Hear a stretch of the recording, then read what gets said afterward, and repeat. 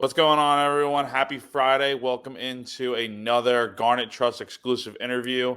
Today, I am here with left-handed pitcher Jake McCoy. Jake, how we doing today, man? I'm doing good, man. Early morning, but it's good. Oh, yeah, man. It definitely is an early morning. So, one thing that I haven't even mentioned yet to Jake, and I'm sure I don't even know if he knows, but him and I are both from Fort Mill, which is pretty dope. And, Jake, unfortunately, got to go to probably the cooler high school and stuff. I got to go to old Fort Mill and stuff. So, Catawba Ridge wasn't around. It was just getting built when I was in high school. So, he got to go to the nice high school and stuff and all that. But with that said, Jake, you had a really awesome season last year. I got to cover it a little bit when I was still freelancing with Fort Mill Prep Sports over in Fort Mill. Just tell me about how last year kind of prepared you for what's to come at Carolina. Because obviously, for those of you who don't know, Catawba Ridge High School won the state championship for baseball last year, and this kid was on the mound for Game 3 of that clinching series. So just tell me what the whole experience was like, Jake. I mean, it was like probably one of the most incredible baseball experiences I've ever had. I mean, just going through that with all those guys. I mean, I've played with for almost 3 years now. We had two kids that were freshmen, but I mean, besides that, I've played with those kids for multiple years. So like the bond we had on that team was awesome. I think just the ride was awesome. I mean, the teams we played we were so good. Let me just say that way. I mean, we had four guys that were Division I pitchers on the mound. So I mean, we were just a force to be reckoned with on the mound. Our offense backed it up. I mean, it was awesome. That experience for me was so much fun. Like the playoffs and like so many things had to go our way, and they did. And it was awesome to see that happen. Yeah, you're definitely right about this pitching staff being loaded. I mean, it felt like every game it was like you guys have a stud on the mound, and you especially. Just looking back at some of your stats, I mean, you were 8-2 last year, 1.5 ERA, 105 strikeouts, and then not to mention you were also a pretty good hitter. I mean, you hit 300, had 6 bombs, 20 ribbies. I mean, what did you, what do you attribute to your success as a two-way player in high school? I guess just my overall athleticism, like my entire life, the head coach of my travel team, Legacy, Jeremy Keller, he always told me to like just keep playing 2A for as long as you can. Like keep being athletic. It's only going to help you in both ways. So he always encouraged me to keep playing or keep hitting and keep pitching. And like where a lot of kids would have just been like, hey, I throw pretty hard, I'm just going to start pitching. Or coaches would have been like, hey, we really just want you to be a pitcher, so that's just what I'm going to do. But he really, I credit it to him for letting me keep hitting when obviously like people just saw an arm. So Yeah. So I think with Carolina now, the plan is for you to primarily focus on pitching. Is that correct? yes, that was a decision kind of made by me after the draft, and that decision was just like, hey, like people are wanting to draft me for my arm, so I'd rather just focus on that and be the best pitcher that I can be. Like Yeah, I want to maximize that talent. definitely. How much will you miss hitting? I mean, I ended hitting a pretty high note. I'm not gonna lie.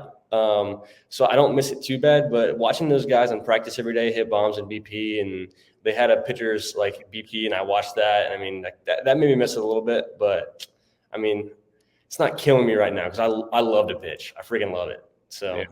What about pitching specifically do you love? Like what got you into pitching, and what's kind of the background behind it? I love just like the details of pitching. Like you have to be so precise, and I think I've found that more like being here at South Carolina. It like you make one bad pitch, I mean they're gonna hit over the fence. I mean just like that, like just the competition, like with yourself and also the other team. I mean you're competing with yourself every single pitch, but you're also competing with like their entire dugout every single pitch. So I think that like I've always been a super competitive person. I mean like even card games at my house are competitive. So I mean, just stuff like that. Like that's really what fuels it for me.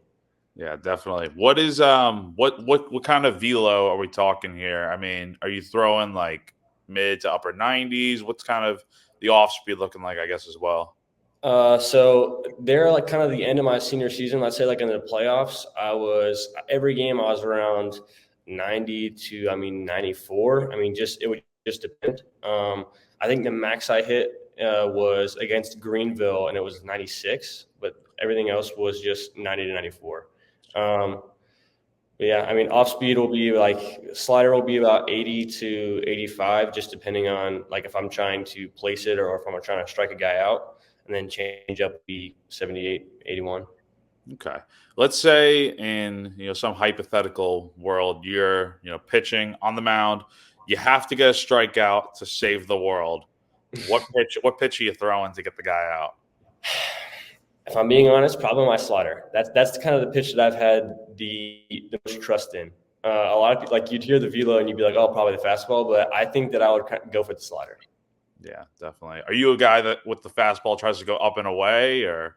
Yeah, my fastball tends to ride, so I usually try and go up in the zone, but it's always nice to steal a strike in the bottom of the zone when you can. Definitely. So obviously you're a freshman here at South Carolina.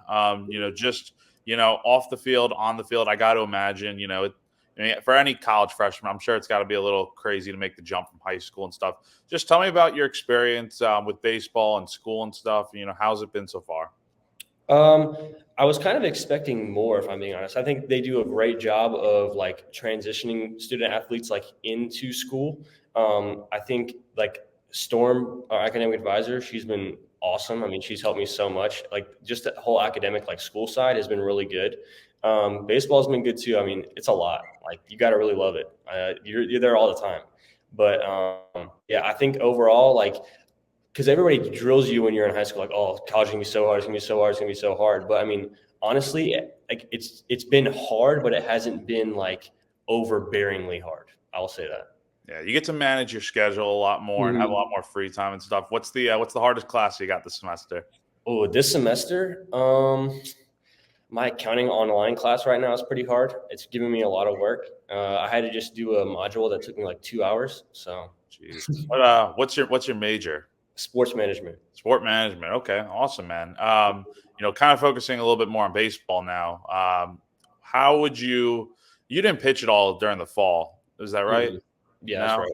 What was kind of the decision behind that? I had a back problem that was kind of following me through my senior year, and then I went and played summer ball, and it didn't really bother me in summer ball that much. And then when I got back here, started like lifting super heavy again and kind of going after it, it was still bothering me. So we went to the doctor, and we just decided like, hey, like we're just gonna let this thing rest. Just gave it time off. So right now I'm back up to throwing. I have my first bullpen is February 10th, so I'll start to be back up here pretty soon. Okay, awesome. And then I'm just assuming here you probably won't be ready for opening day then, right? Because I mean, Not opening day. They say right around SEC balls when I'll be back. oh, awesome, dude. That's really cool for you. So kind of sticking on the whole, getting into the new season and stuff. What has it been like working with Matt Williams, the new pitching coach? It's been awesome, man. I mean, I feel like just in these few weeks that I've been working with him, like getting back to throwing, I mean, I feel like I've already learned a lot. Like I feel like I'm moving a lot better. I feel like my pitches are a little bit sharper than they were whenever I was pitching before. It's been awesome. I mean, we've been using the core velocity belt a lot. That's been one tool that's really helped us to get me to move down the mound more and just like be more fluid in my motion. But yeah, I think overall he's super smart. Like pitching wise, I watch him coach the other guys when they're throwing bullpens, and it's pretty awesome to see. Yeah, kind of explain the core velocity belt for those who don't know what it kind of is. Okay, so it's kind of hard to explain. So it's like if you guys have seen like a weightlifting belt, it's kind of like that with like straps, and then there's two straps that goes around your legs, and there's like hooks all over it. And you put like a carabiner with like a if you guys are baseball people, you know like a J band is. So like it's kind of like you hook a J band on like a belt, and then somebody like stands and like pulls the J band. So like when you lift your leg, it like resists you, or like it tries to beat down the mound, or like there's so many different ways you can utilize it. Is that something you ever like had used before or no? So when I had used it, I used it like 2, 3 times maybe with my pitching coaches in the past. But then at that time I was like younger, so I really didn't like know what I was using it for. I was like, what is this thing that I'm using? But then I got to South Carolina and I saw all the guys using it, and then I started using it myself like more consistently. And I think once I've used it consistently, that's when I've been like, okay, like I feel what this thing's doing for me. Has it kind of been an adjustment, going from when you're on top of the world, winning a state championship as the game three winning pitcher to, okay, I got to kind of like start over here and make a name for myself? Yes, that has kind of been something that's been just a different experience. Like it's been weird, if that makes sense. Like everybody has been super open and welcoming and everything like that. But I mean, just like I'm not like the top dog anymore. Like I walk around the locker room and I see these guys who have had years of SEC success, and it's just like, man, like man, they're pretty damn good. Like I need to be like that one day. Yeah, definitely. Who's been a guy that's kind of, I don't know if you even have a guy like this, but who's been a guy that's kind of like taken you under their wing and kind of helped you out through the whole transition? I mean, there's been a lot of guys. I mean, I feel like every time I pitch, I mean, I have a guy coming up to me being like, "Hey, like this looked good, this looked good." Like, so I mean, Ricky Williams has been good, Eli Jones, Matthew Becker. I mean, all those guys have been really good. I mean, they're definitely leaders among the team. They stand out. But I mean, like I said, I mean, literally everybody. Like this team has a lot of leaders on it. So it's been Awesome. nice to see. Yeah, you brought up Ricky. I had someone ask me earlier this week, so I figure I'll just ask it now. How's Ricky been looking? Is he back in the mound now and stuff? He's been doing good. I mean, I've been seeing him throw a lot. He's a nasty sinker, like always. But yeah, he's been doing good. I'm not totally sure about his schedule. I think that he's back up on the mound soon. I think he'll be ready for opening day. Don't quote me on that, but I think so. Yeah, no, I got you. That's awesome. So going back to your whole commitment process, right? You were originally committed to Wofford. Yes.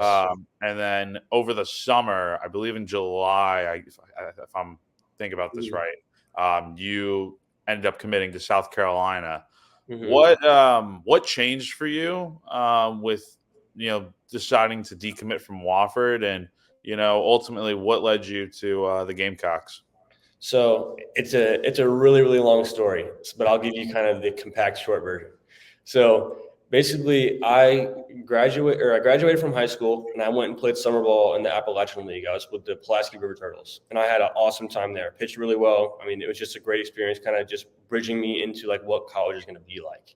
So I did that, and then I come home for like 3 or 4 days, and then I go to Wofford for like my summer kind of class-ish area. So what they do there is they have all the freshmen come on in July or like late June, July, and they have them do like an early summer class, like to get like their lab out of the way, so they don't have to like miss like baseball activities or like stuff like that for their lab during the school. It's also for like you to get acclimated to like college.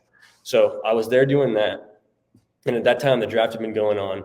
So like I was there for the draft, everything like all that happens, and then the head coach at Wofford decided he was going to leave and go to Boston College.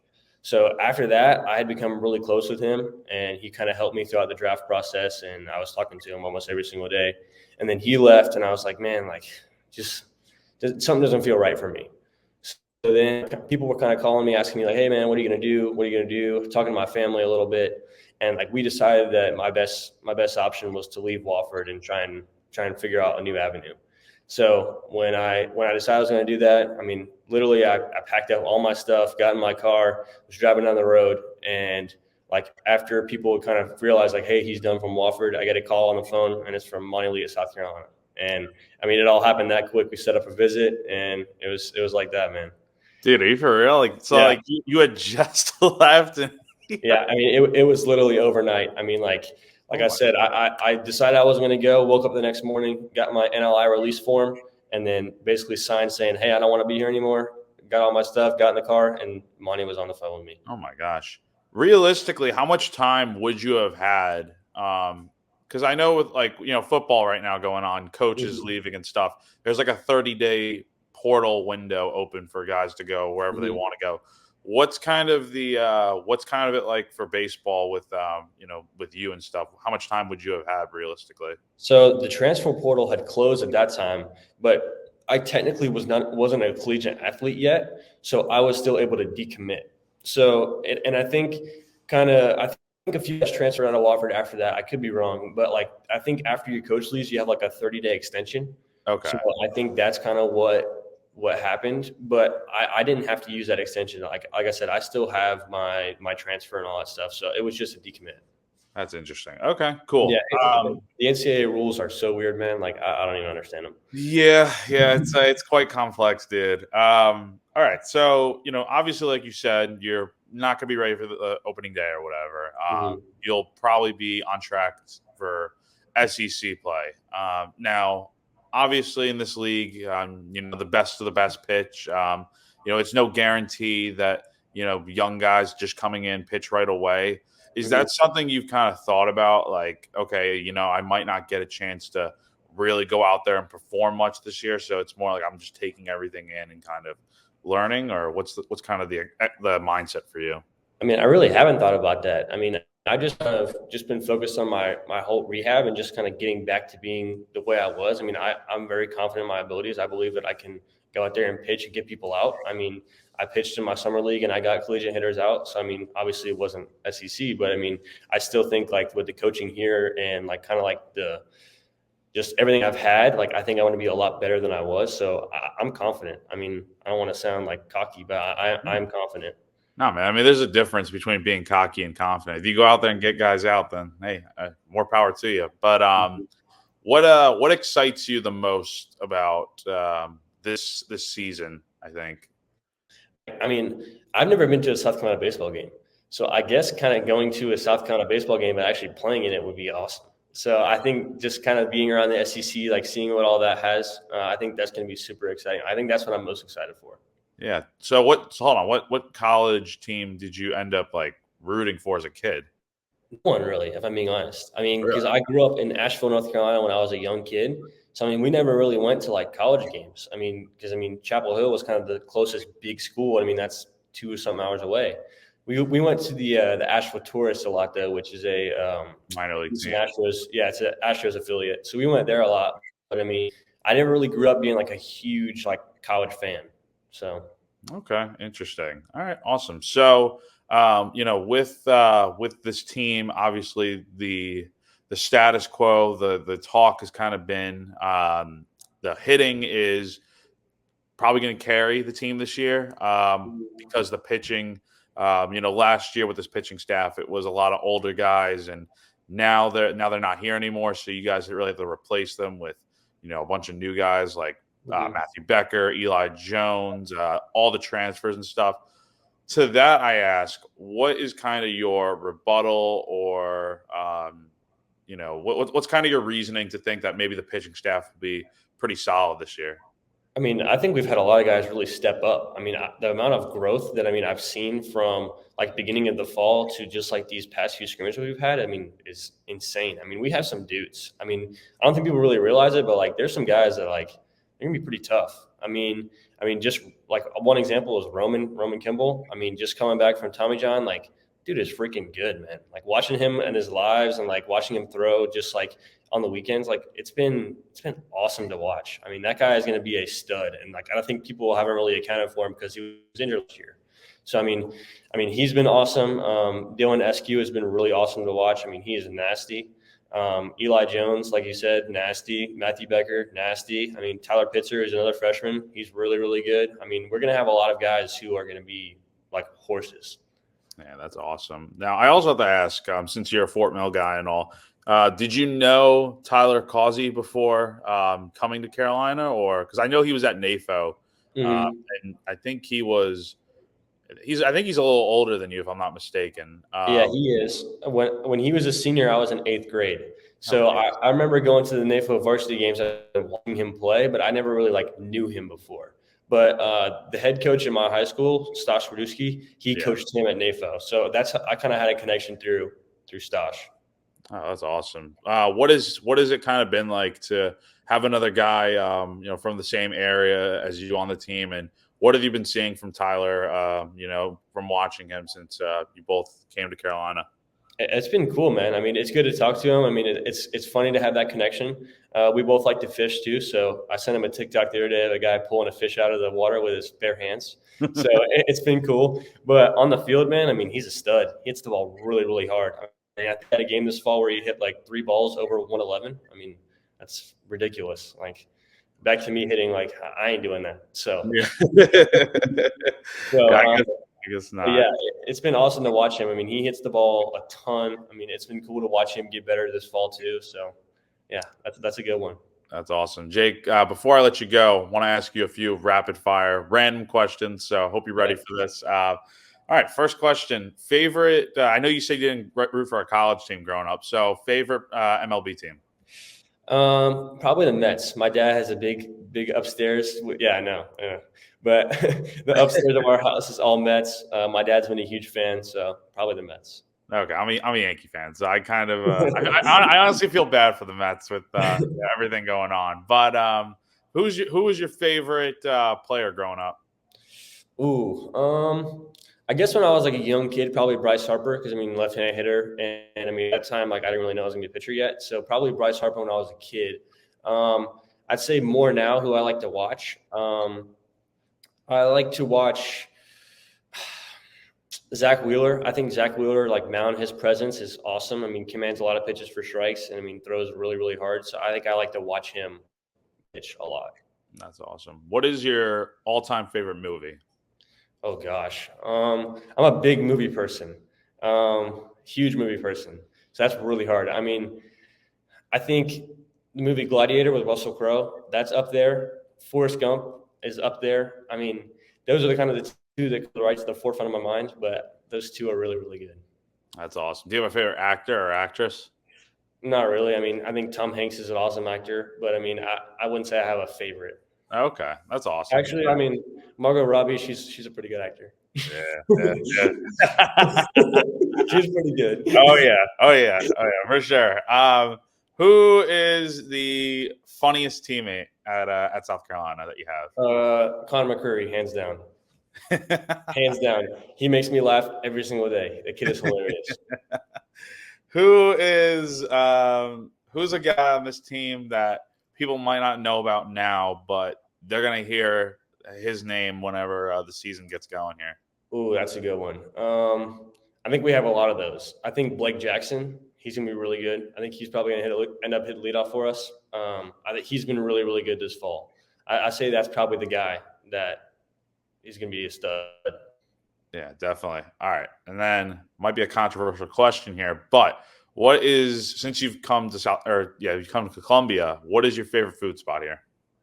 Ooh, so that place 929 Korean Barbecue just closed down. But that place, I freaking love that place. I'm sad they closed it down. I say that's been one of my favorites, and then I mean probably Hall's Chop House.